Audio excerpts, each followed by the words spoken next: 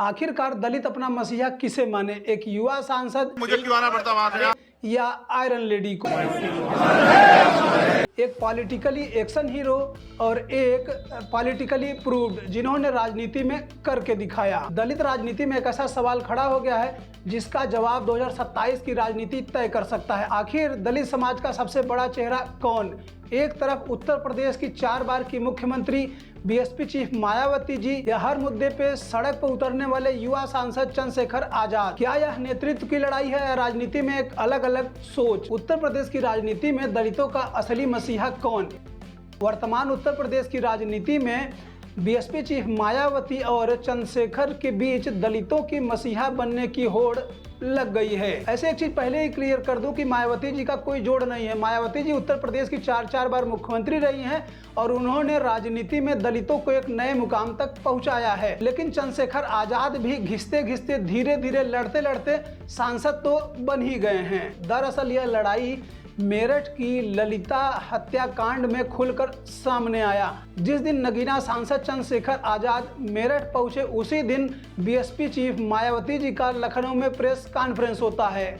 बात केवल मेरठ की नहीं है, लेकिन उत्तर प्रदेश की राजनीति में पिछले काफ़ी समय से दलित राजनीति को लेकर के अलग अलग दल अपने आप को दलितों का मसीहा बनने की कोशिश करते रहे हैं। लेकिन आज बात यहाँ पर न तो समाजवादी पार्टी की होगी न ही भारतीय जनता पार्टी की होगी। आज बात सिर्फ और सिर्फ चंद्रशेखर आजाद और बीएसपी चीफ मायावती जी की होगी। लेकिन एक सबसे बड़ी चीज़, घटनाएं तो होती रहती हैं, लेकिन जब चुनाव आता है तो घटनाएं चुनाव का रंग बदल देती हैं। बीएसपी की राष्ट्रीय अध्यक्ष मायावती द्वारा मेरठ में दलित छात्रा ललिता गौतम हत्याकांड के मामले पर प्रेस कॉन्फ्रेंस कर बिना नाम लिए चंद्रशेखर आजाद पर निशाना साधने और उनके समर्थकों को मगरमच्छ के आंसू बहाने वाले कहने पर उत्तर प्रदेश की राजनीति में एक नया विवाद छिड़ गया है। दरअसल जिस दिन नगीना सांसद चंद्रशेखर आजाद मेरठ पहुंचे थे उसी दिन बीएसपी चीफ मायावती जी ने लखनऊ में प्रेस कॉन्फ्रेंस। दरअसल मायावती ने कहा था कि हिंसा चक्का जाम में प्रदर्शन करने से न्याय नहीं मिलता। उन्होंने बिना चंद्रशेखर आजाद का नाम लिए आरोप लगाया था कि कुछ राजनीतिक दल और उनके नेता पीड़ितों के नाम पर मगरमच्छ के आंसू बहाते हैं और अपनी राजनीतिक रोटियां सेकने के लिए दलितों को भड़काते हैं। जिसके बाद चंद्रशेखर आजाद ने मेरठ में ही पत्रकारों से बातचीत के दौरान, इसके अलावा जब प्रदर्शन हो रहा था तब चंद्रशेखर आजाद ने मायावती जी का बिना नाम लिए कहा कि अगर हम मगरमच्छ के आंसू बहाते हैं तो आप भी आकर बहाइए, आपको किसने रोका है। लेकिन दूसरी तरफ चंद्रशेखर आजाद ने सलाह के तौर पर जो कहा, मायावती जी की सलाह थी कि पीड़ितों को सीधे न्याय के लिए अदालत का दरवाजा खटखटाना चाहिए।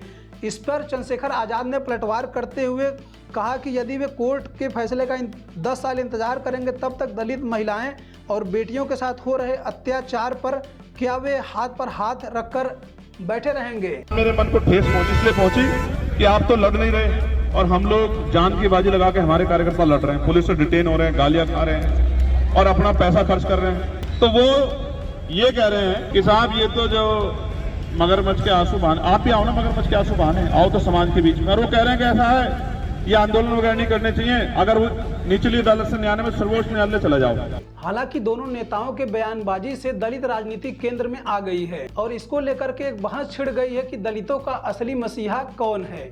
यानी दोनों नेताओं का तरीका अलग अलग दिखाई देता है।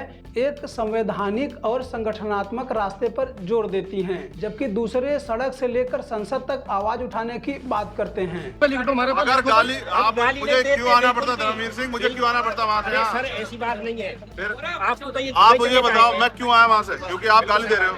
अब सबसे बड़ा सवाल ये है कि उत्तर प्रदेश के 2027 के विधानसभा चुनाव में दलित वोट किस दिशा में जाएगा। उत्तर प्रदेश की राजनीति और दलित पॉलिटिक्स में एक गरम दल है तो एक नरम दल है। लेकिन जहां तक मेरा अनुभव है कि बीएसपी चीफ मायावती जी कभी किसी के आगे नहीं झुकी हो, चाहे वह समाजवादी पार्टी से रिश्ता तोड़ना हो, चाहे समाजवादी पार्टी से रिश्ता जोड़ना हो, या भाजपा के साथ रहना हो, या भाजपा का साथ छोड़ना रहा हो। ऐसे क्या कहा जा सकता है कि दोनों अपने अपने हिसाब से दलितों के मसीहा है। आप क्या सोचते हैं कि दलित राजनीति में मायावती जी का अनुभव अभी भी सबसे बड़ी ताकत है या फिर चंद्रशेखर आजाद की सक्रिय राजनीति उन्हें नई पहचान दे रही है?